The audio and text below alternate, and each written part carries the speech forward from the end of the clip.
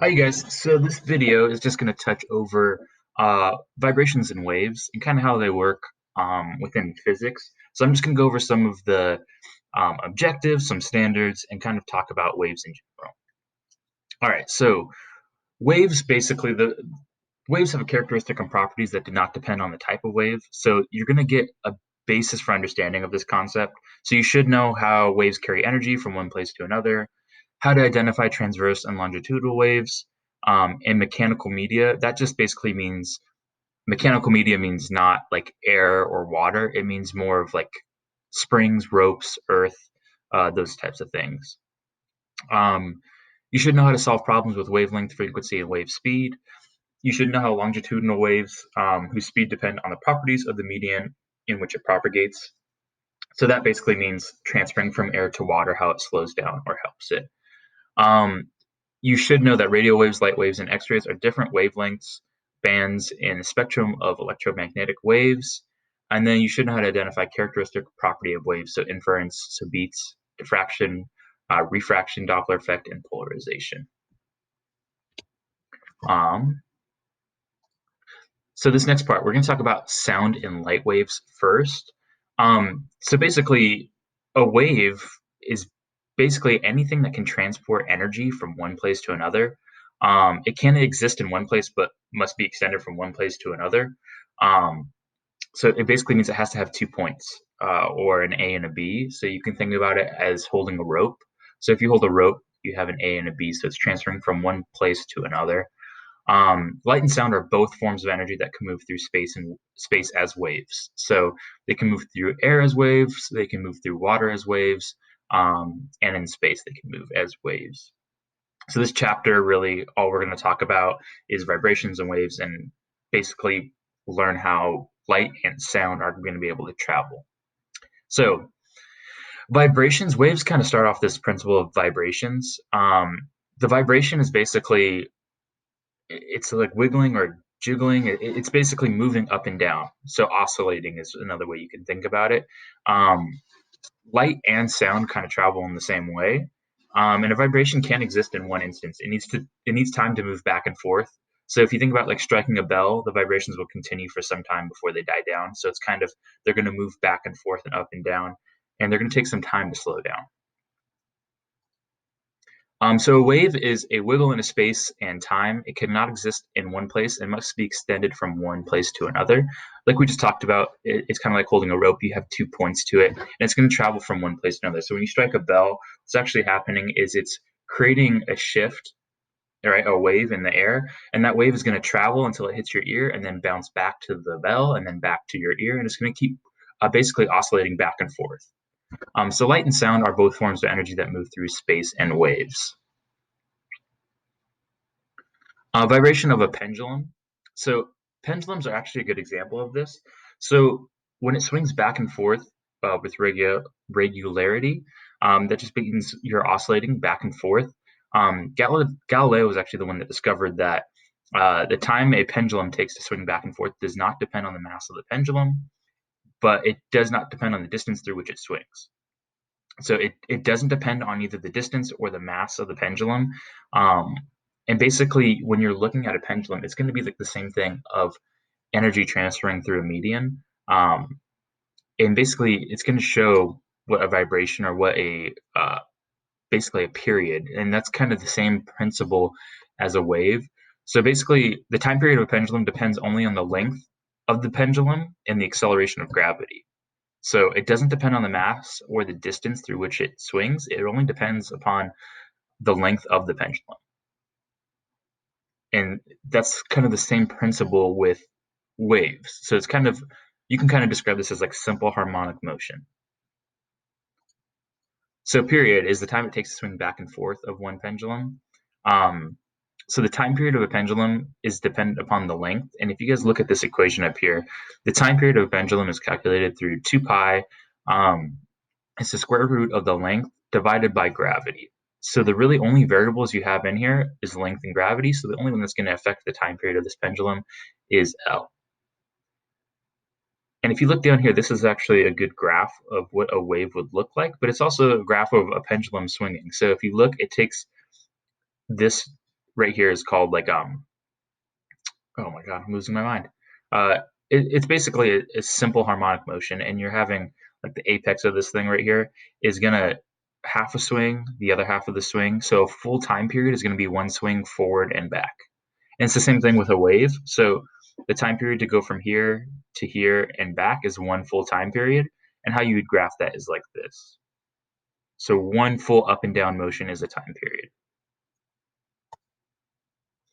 All right, so like I was talking about earlier, simple harmonic motion is often called oscillatory motion. It's a back and forth vibration of a swinging pendulum. It can be described by a special curve. It's called a sine curve. The sine curve is a pictorial representation of a wave. So, like I said, it's very very similar to a wave, and they basically look identical. There's no telling the difference between the two. And so how they'll look like is like this. So when you swing a pendulum, what's actually happening is it looks kind of like that. So the crests are the high points of the wave, the troughs are the low points of the wave. The amplitude is the distance from the midpoint to the crest of the wave, and the wavelength is the distance from the top of one crest to the top of the next crest. So the wavelength is the top of one crest to the top of the next crest, and that's basically one full time period. And the wavelength is actually defined by this upside down Y is called wavelength. So if you ever see that in physics, it means wavelength. The trough is the low part, the crest is the high part. And basically, this is your middle right here, this line. And this just talks about the displacement from the top to the bottom. Is there any questions on that? So whenever you have a question that asks about amplitude, amplitude is basically the distance or the displacement from the median of the wavelength. All right. It is really important to talk about frequency with these wavelengths. So wavelengths, like I said, if you swung a pendulum back and forth, the wavelength is basically how fast, or the frequency is how fast it goes back and forth. So if you look right here, if the pendulum was swinging really, really fast and is going back and forth, back and forth, back and forth, back and forth, you're going to have a high frequency. Now, if that took a little bit longer, so if you swung it and it went back and then forth, and then back and then forth, you're going to have a longer or a lower frequency. So when you hit a bell, if you have a high pitched bell, you're hearing a higher frequency, right? And if you hit a lower pitch bell, you can think of it as more of like a low sound. So you're going to have a lower frequency. So the period between each trough is going to be greater than if you had a higher frequency bell. And this is measured in hertz. And you guys might have heard this, sometimes at basketball games, they have um, machines that can measure hertz. Even in radios, are broadcast in megahertz, and radar and microwave ovens operate in gigahertz. So hertz is a really good measurement of how wavelengths work, and that's kind of a lot of the stuff that we're still using in our day-to-day life is using this hertz. And basically, it's just simple frequency and how vibrations occur. So the number over the seconds is usually how it's measured. So the source of all waves is a vibrating object. So when anything vibrates, you're going to have wavelengths leaving that object, and it's going to displace the air around it and create some sort of sound or light. So that's basically how all sources of waves are working as vibrating objects. So frequency of vibrating objects and frequency of wave are produced the same. You can calculate the period of a vibrating object if frequency is known, and vice versa. So if you know the frequency of the object, or if you have the period of the object, you're able to calculate the frequency. And if you have the frequency, you're able to calculate the period of the object. And both those equations are listed here for you guys. So when you guys go through your short answer problems, you will be able to use these equations and kind of go back and basically talk about how to find the frequency and period of each wavelength.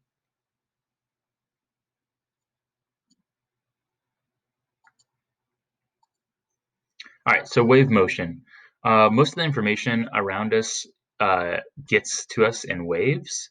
If you think about how Wi-Fi works, you think about how radio works, a lot of it is just through transfer of waves. So sound is an energy that travels to our ears as a wave.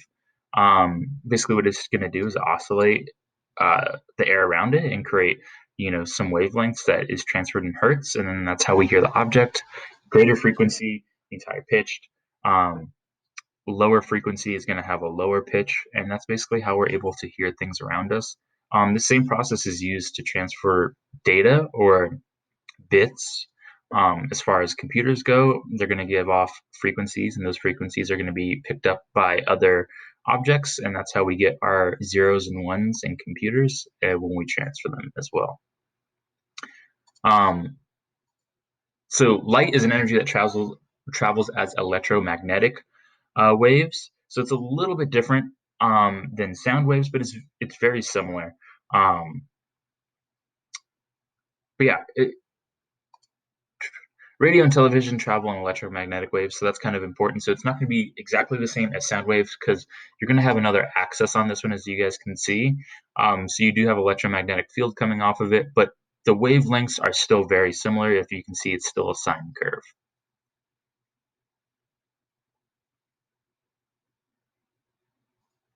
Oh. So these radio and television are going to travel in these electromagnetic waves, and that's how, if you guys look, the wavelength is basically going to be the lower the wavelength is going to change what type of uh, medium that you're going to be working in. So if you guys look, visible wavelengths are at a very standard frequency, and the higher frequency you go means the more it's able to travel through things. Um, so like X-rays, we're able to see through human skin, see into bone. That's going to be a really, really high frequency. And then the lower frequency, like radio and microwave, um, have a lower frequency, and they're going to be able to travel differently through things.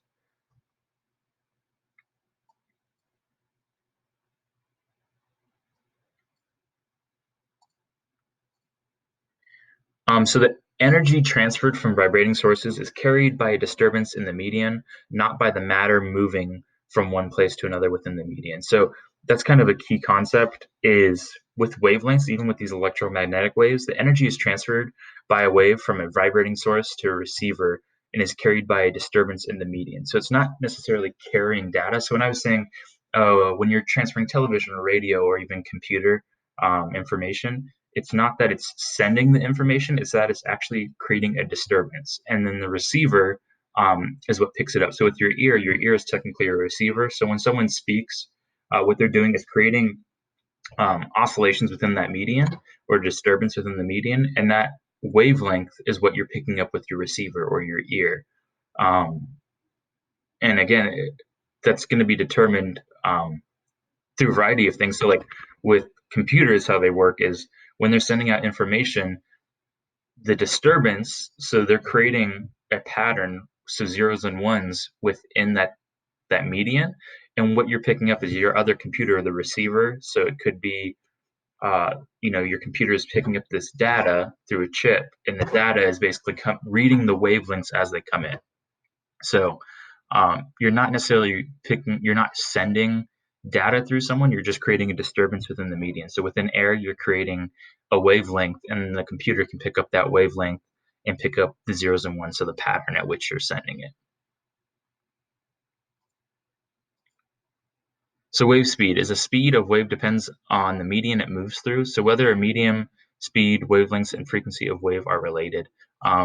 So the speed of the wave is really dependent upon which median it moves through. And you can think about this kind of like um, if you throw something through air and then you throw it through water, it's going to travel a little bit slower in water. So it will change the wavelength of what it's traveling through. So, like with light, you can bend light through it. Like this example is diamonds and glass. So when you look through it and you see the rainbow, what's happening is you're actually slowing down the wavelength of light through that median, and you're creating different frequencies and different wave speeds. So you can calculate the speed of the wave basically with this equation by multiplying the wavelength and by the frequency. So if you have the wavelength and frequency, you're able to find the velocity of the wave or the wave speed. Um, and inversely, you can find frequency of the wave by dividing velocity by wavelength. So as long as you have these variables, this is a simple algebra equation, you're able to plug in what values you have.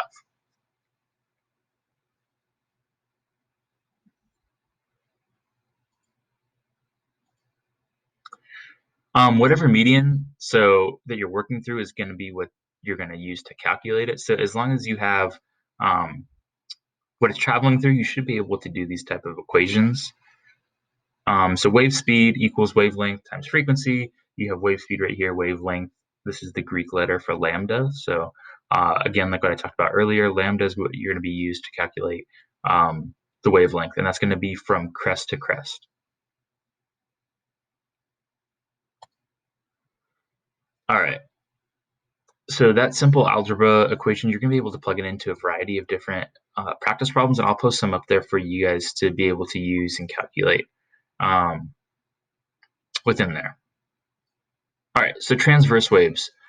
Transverse waves are basically waves that are stretched, like you can think about it as waves stretched in strings of musical instruments, and the electromagnetic waves that make up radio waves and light waves are transverse waves. Transverse waves is at right angles to the median in the direction at which the wave travels. So it's kind of an up and down motion traveling at a right angle to the median. I know that's kind of difficult to understand. I'll post up some videos so you guys can kind of take a look at that. But some examples of those are going to be musical instruments travel in that right angle motion, and so do radio waves and light waves.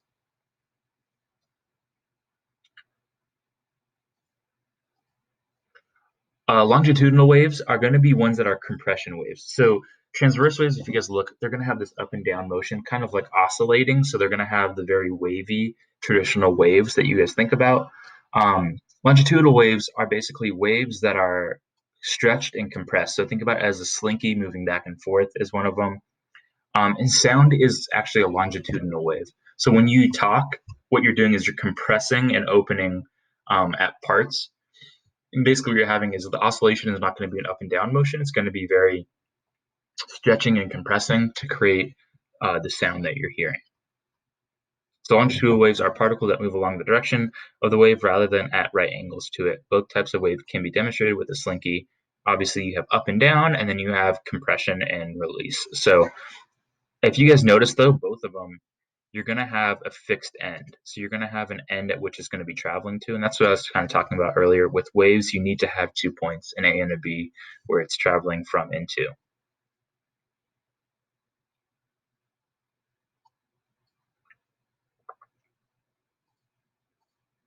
All right, both types of wave can be demonstrated with a slinky. It's not working because I'm in presentation. I'm not in presentation mode. So I will upload this so you guys have it in presentation mode. You're able to see how each one travels. But again, they're kind of demonstrated right here as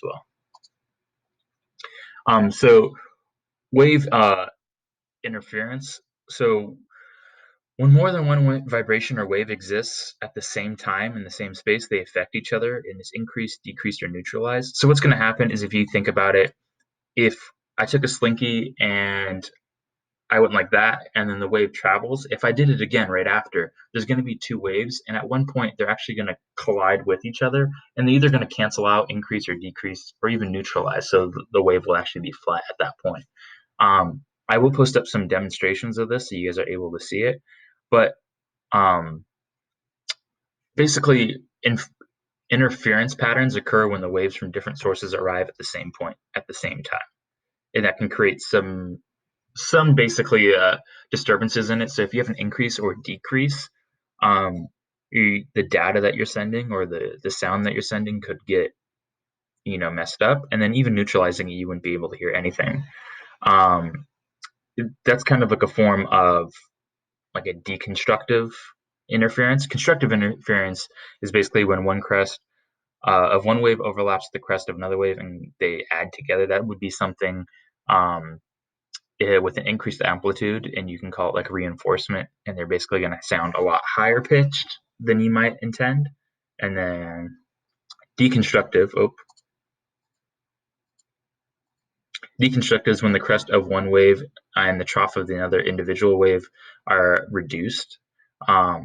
So they overlap through one another and their individual efforts are reduced. It basically will kind of cancel each other out or decrease the wavelength. And it can be something where your data is going to get messed up. So one of the questions that are often asked is like, can waves overlap in such a way as to produce a zero amplitude. And yes, that is called deconstructive interference, which is this. And it's basically when they overlap in a way to cancel out both waves and you wouldn't hear anything at all.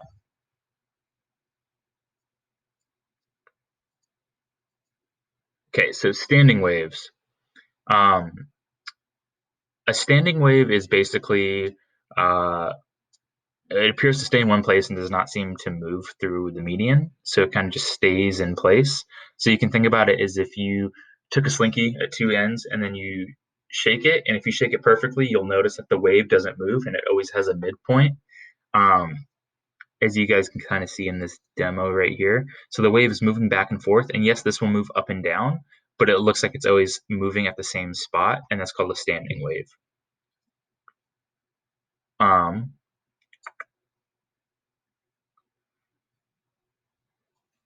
And so a standing wave really only forms if half a wavelength or a multiple of half a wavelength fits exactly into the length of the vibrating median. So if it fits perfectly, then you'll have a standing wave. So they all have to fit equally within there. When two wavelengths of equal magnitude and wavelength pass through each other in opposite directions, the wavelengths are out of phase at the nodes. So if you guys look, you can produce a variety of standing waves by shaking the robe at different frequencies. So if you shake it really, really fast, you're going to have multiple nodes or points where they cross, and then you'll have basically three standing waves right here. If you have equal lengths between them, you'll have one node and two standing waves, and then right here you'll have no nodes.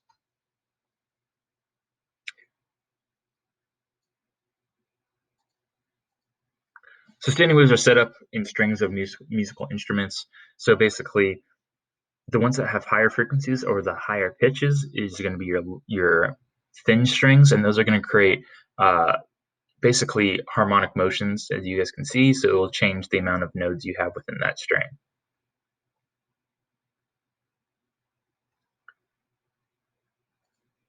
So the Doppler effect, that's the next thing we wanted to talk about, is the apparent change in frequency due to the motion of the source or receiver.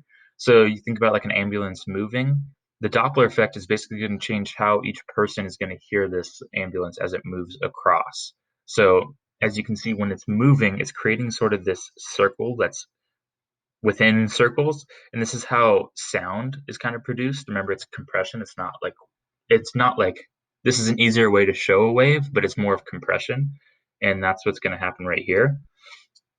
Um, so basically, as a wave source approaches, an observer encounters a wave at a higher frequency, and then basically as it moves away, the person farther away will experience a lower frequency. So the ambulance would sound higher pitched to this person and lower pitched to that person. The greater the speed of the source, the greater the Doppler effect. So when the source is traveling towards you, the wave's velocity is greater, thus its frequency will be greater. When you're standing farther away or behind it, the velocity will be hitting your ear less and the frequency will be smaller.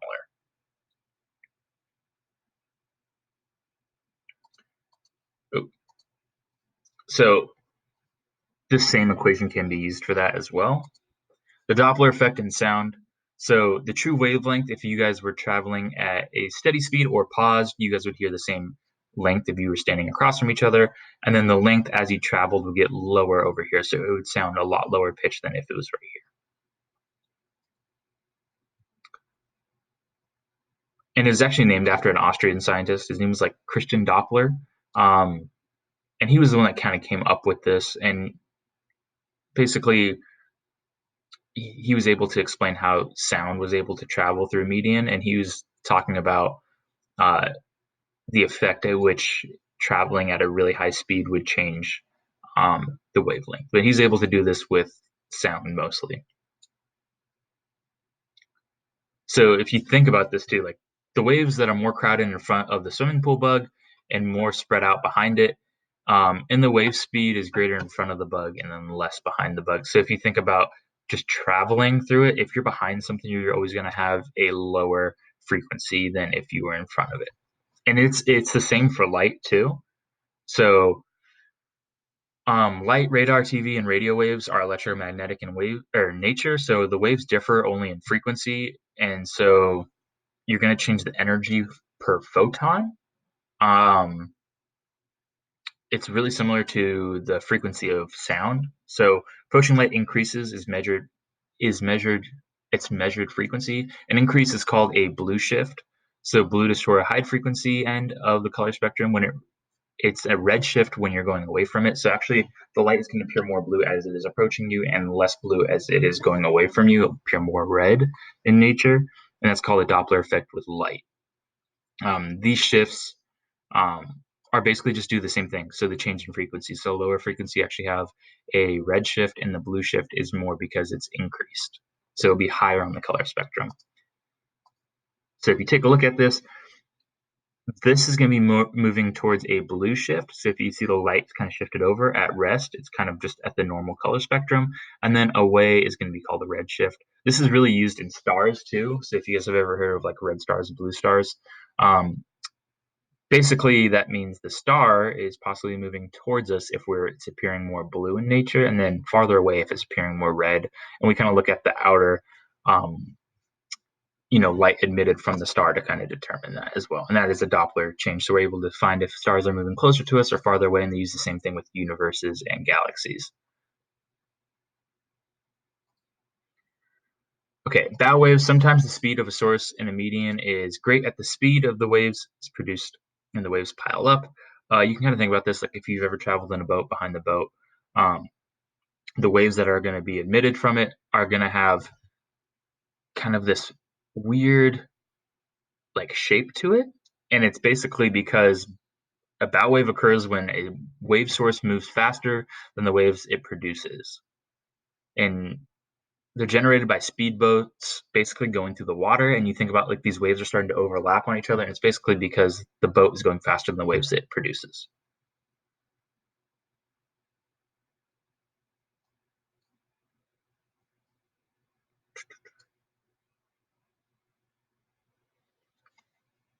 So it kind of creates this B shape. And again, you can kind of have it with planes as well too. But yeah, this is just an example of a bow wave, and it's just going to be when things are traveling faster than the waves it produces, and you create this kind of V-shaped um, uh, angle with your waves. So shock wave, three-dimensional bow wave. Um, this is going to be more aligned with planes. The other one is still an example of bow waves, but a shock wave is going to be a three-dimensional bow wave, and you can produce a sonic boom. It's compression of air that sweeps behind a supersonic aircraft. It basically is that's produced when an object is moving faster than the speed of sound. And there's a picture of a sonic boom about to happen. And again, it's just when the object is moving faster than the speed of sound. So hopefully this helps a little bit. I also post up a copy of the textbook so you guys can read through that as well and kind of get a hang of these ideas before you start taking some of the check for understandings and the unit test. Hopefully this helped. If you have extra questions, please let me know. I'll post up a lot of resources and post up some more videos as we go. Again, the PowerPoint is just a summary of the textbook. It's not exactly the end all be all. So I do recommend that you go through and, look over the textbook, get some help from those resources as well. And I'll post up more videos working through some of the practice problems. All right, you guys, hopefully this helps. And let me know if you guys have any more questions. I know it can be a little bit confusing at first. It is a hard topic. So just let me know if you guys need me to do anything else. All right, you guys, have a good one.